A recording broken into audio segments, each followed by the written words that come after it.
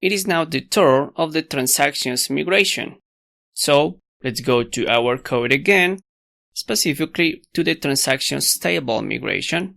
So we already have the ID, and then we need to add the quantity, the buyer ID, and the product ID, all of them unsigned integers.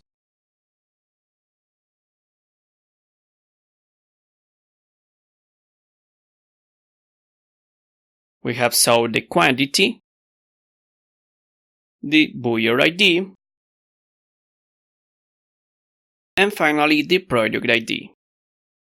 Now let's create the foreign keys for buyer and product ID.